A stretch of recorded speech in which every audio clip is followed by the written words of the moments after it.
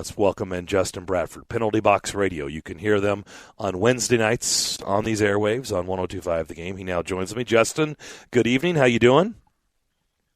I'm doing all right, Darren. Thanks for having me, and seeing some news coming out of Dallas right now on Twitter right before we went live. Well, what are you seeing?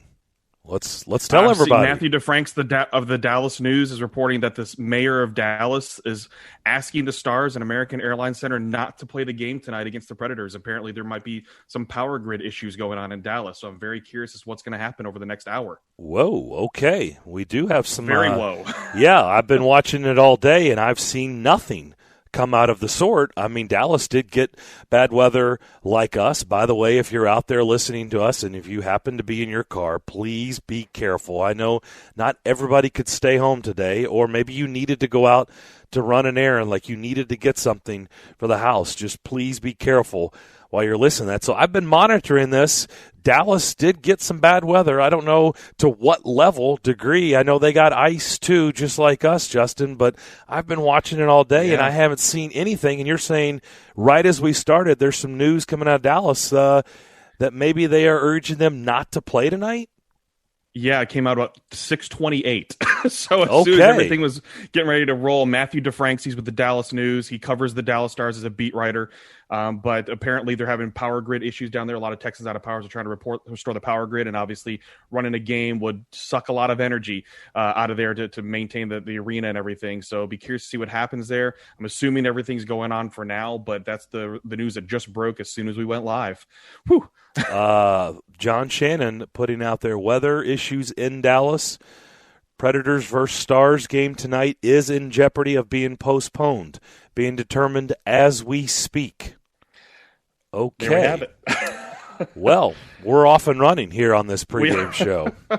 What a year. It feels like we're running on ice right now because I'm not sure we're going anywhere, but we will try to keep you abreast of this situation. And if any developments come our way, certainly we will pass that along. And to your point, yep, I am seeing the tweet now that you reference, a spokesman for the mayor's office, the mayor of Dallas, confirming that the city has requested that the Stars at American Airlines Center not play this game tonight versus the Predators. Okay, we will keep you posted on that front. Look, we will continue on, and if we see something or hear something else, certainly we will pass that along. Let's talk about what took place Saturday night. It was a rough one. The Predators came off a late win on Thursday night against the Red Wings in regulation, so they come away with 2 points.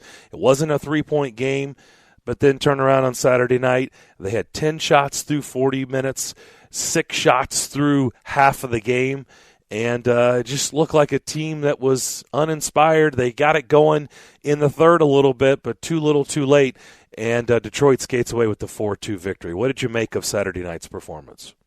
It's what we've been seeing pretty much since the first Dallas road trip, Darren, that this team has looked discombobulated. I mean, the first 3 games, they looked like, okay, they could be competitive. There's good games against Columbus. They played really well against Carolina, even though they lost, and they felt comfortable saying that they played well against Carolina. Then they go on the road against Dallas and get walloped. They struggle a little bit against the Blackhawks, who have been shown to actually be pretty decent. But then that other road trip against Tampa, and then squeaking out the overtime win against Florida, and then losing to Florida and getting smashed by Tampa again, squeaking out against Detroit.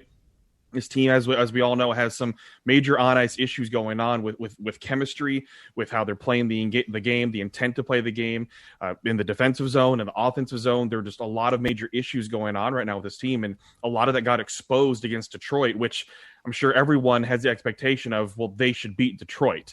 And going into that series, I was thinking 3 points or more should be the expectation, because anything can happen in sports. A team could squeak by a victory in a shootout or in overtime because of one bad turnover or weird bounce, something like that.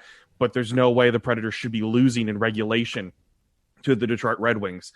And they did that, and that just pointed out even more issues, because the scoreboard, the 4-2, looks better than what it really was, because you had two pretty much garbage time goals that didn't do much for the sake of this game and the way the game was being played. And so I would liken it to more of a 4-0 score, which is really bad against Detroit. I mean, a Detroit team that put Danny DeKeyser on waivers recently, that they feel like they're in a position they can waive guys, even though they're struggling in a rebuild right now. So to struggle against a Detroit team like that shows that there needs to be some major retooling going on with this team. There are some major on-ice issues in terms of the personnel that's being put out there and the strategy that's being put out on the ice. Another goaltender pulled not to start the third period, and so this is happening a little too frequently just 15 games into the season. It's happened to UC Saros, it's happened to Pecorine, and the goaltenders continuing to get pulled after a couple of periods. What do you make of the goaltending play to this point, Justin, and how do you think this is going to play out moving forward? What a loaded question, right? Yeah. It's one of those things.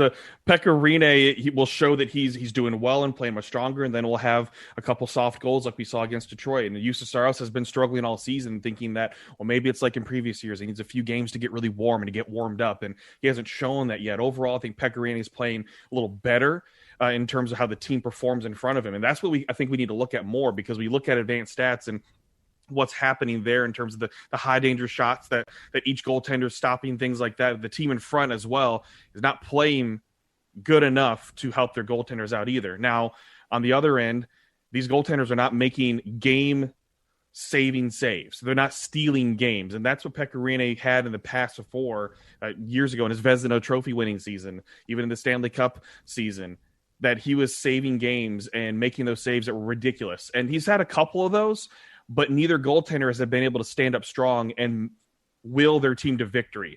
And yes, what makes that difficult is that even when one of these goaltenders, like Pecorine, for instance, is having a decent game, the offense is not giving them goals to work with. So that's where all three ends of this Predators team right now are struggling, that even when a goaltender is playing a little bit above average, the offense isn't giving them 3 goals to work with. They'll give them 1 goal to work with. Well, goaltender can only do so much. Pecorine is only going to score probably 1 goal in his career, like he did against Chicago. So you can't expect him to score goals, and they're not doing that enough. Is that you have to give some offensive support to goaltenders, especially when you know right now that goaltending is a little bit of a struggle.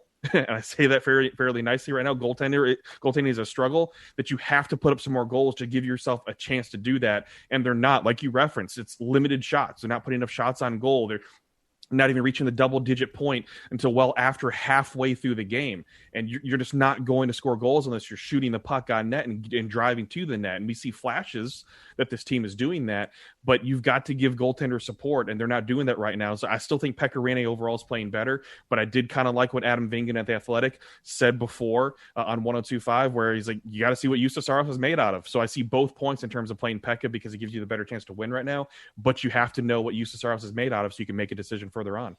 Matthew DeFrank's just tweeting out the Stars-Predators game is postponed at the request of the mayor of Dallas due to power outages in the region.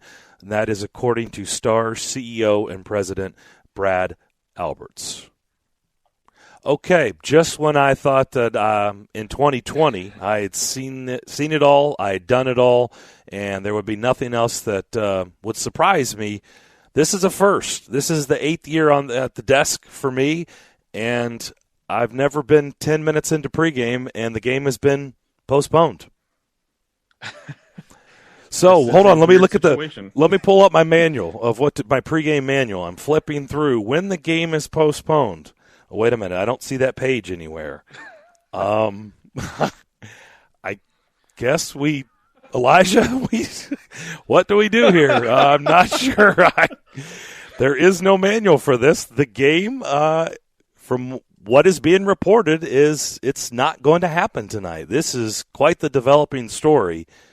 We'll just keep talking for just a minute, and then we'll kind of let some things sort itself out, Justin, kind of behind the scenes, and we'll just continue to monitor and see what we do from here. Okay, let's talk about this team and trying to get on track. Now, luckily, Dallas got off to a 4-0 start. They looked really good. They looked like the team that was in the Stanley Cup final, and they looked like they hadn't missed a beat. But they have fallen on hard times since then. Things have not been going their way. They've lost their last 5. They're 0-2-3. The first meeting between these two teams, it was games 4 and 5 on the season for the Predators. It was a special teams nightmare, to say the least. They gave up 8 power play goals in those 2 games. I repeat, they gave up 8 power play goals and a shorty in the 10 goals. There was 1 even strength goal by the Stars in their 10 goals in the 2 games. Unfortunately, it hasn't been, fortunately, it hasn't been that bad the rest of the way, but still, unfortunately, special teams has still been an issue.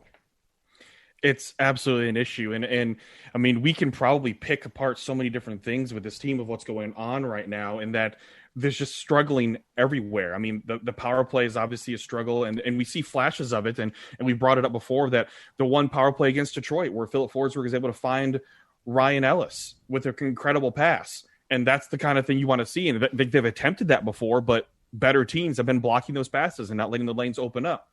It's about creativity and finding these ways here. And I've asked John Hines about this, is how do you encourage it? How do you encourage creativity and movement with the puck in the power play, and talk about it being stale? And even Ryan Ellis has talked about being stale. Multiple players have talked about the power play being stale. And it's one of those things that comes down to a mental thing. I think that it's a mental capability to know that they have to be aware that they need to move the puck. Bodies need to be moving. They need to be driving towards the net. And we're not seeing that.